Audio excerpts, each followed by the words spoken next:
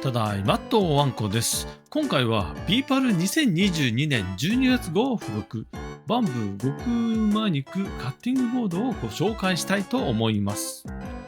この付録、ビーパルとウェーバーのコラボ付録となっており、このウェーバーとはバーベキューグリルブランドでアメリカでシェア 60% 以上を誇る有名な会社です。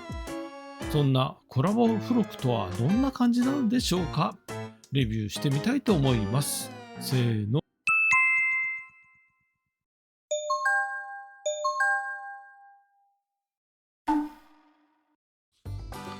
早速開封寿司三昧とこんな感じで出てきました。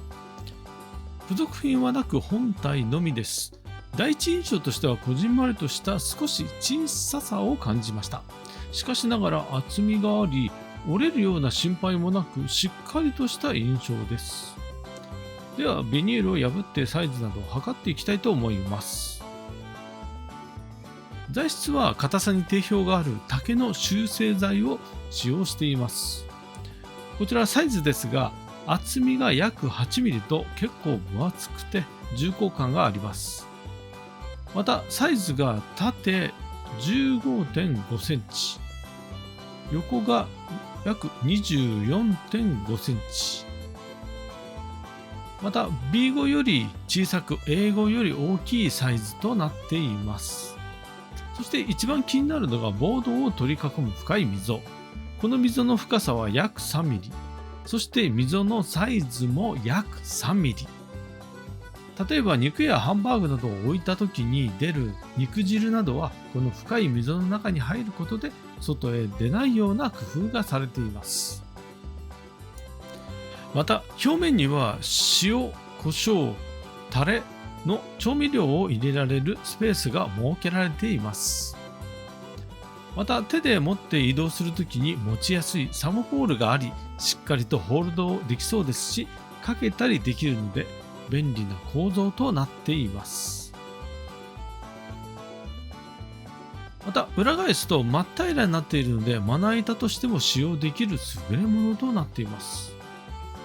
衛生的にも肉や魚と野菜を分けた方が良いので、この辺は良いですね。要約するとポイントは塩や胡椒などの調味料を入れられる3箇所のスペース、肉汁が滴り落ちにくい深い溝、またサムホールがあり親指を入れる穴は持ちやすく、また乾かすのにも便利。そして裏面はまな板に使用できたりします。では実際に使用してみたいと思います。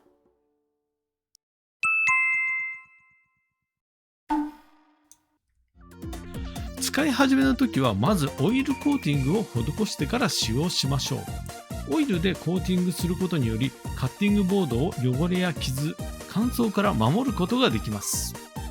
今回ワンコは後で気づきましたが、間違えて不完成油のオリーブオイルを使用してしまいました。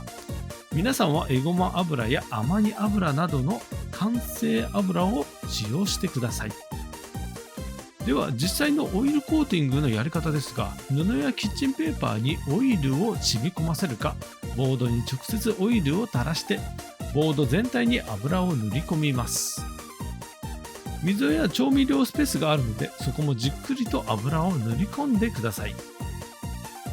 また溝などは綿棒などを押しつぶして使用したり、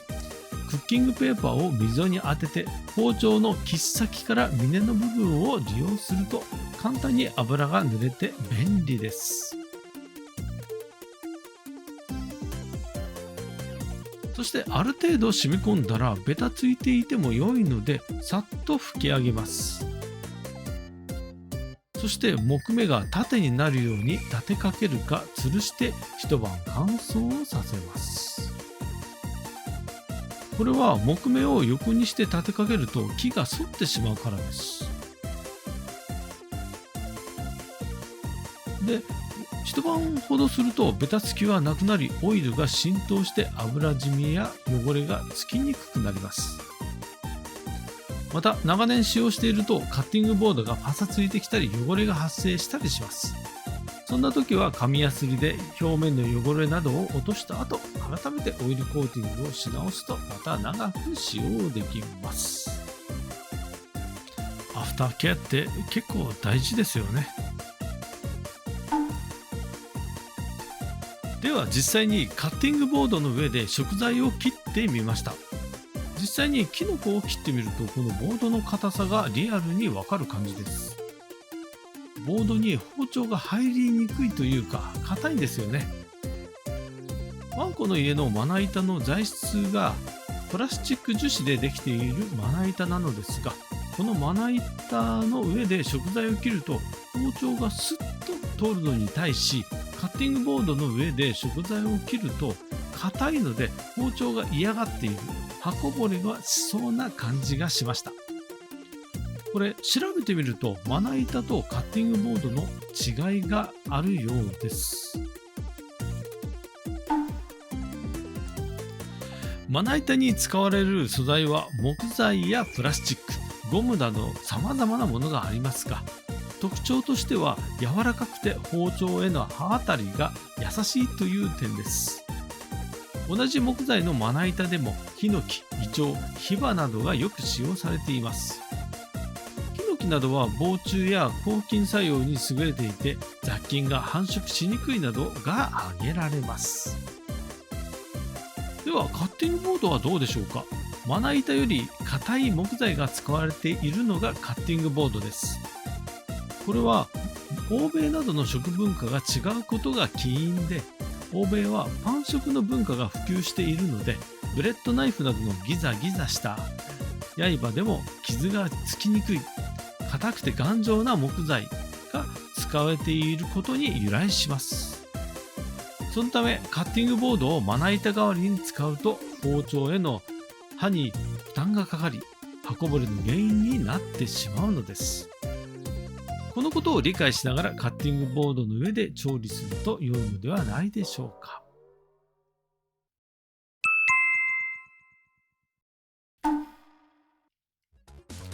カッティングボードのぬめりや匂いが気になるときは、こちらレモンと塩で対処します。カッティングボードを軽く洗い、濡れた状態で塩を軽く振ります。次にその上をカットしたレモンの切れ端で円を描くようにくるくるとすり込みます。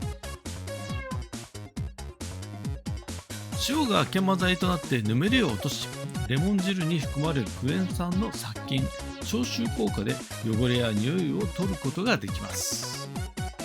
そして最後に水で塩を洗い流します。ボードの水をよく拭き取り、直射日光に当てないよう乾燥させてください。使い終わったらなるべく早めに洗いましょう。軽い汚れ程度なら洗剤なしで手洗い、またはたわしと水でボードを軽くこするだけで OK です。布巾で水気を拭き取ったら風通しの良い場所で乾燥させてください。ただし直射日光が当たる場所などは NG です。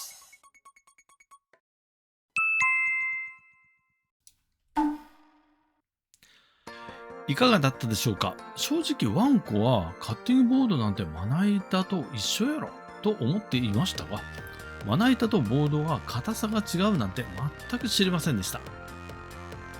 また通常のカッティングボードだと肉汁やドレッシングの汁が流れ出てしまいますが、この付録のカッティングボードは深い溝があるので安心ですね。また3箇所のスペースもワンポイントあって料理映えするのでいい感じです。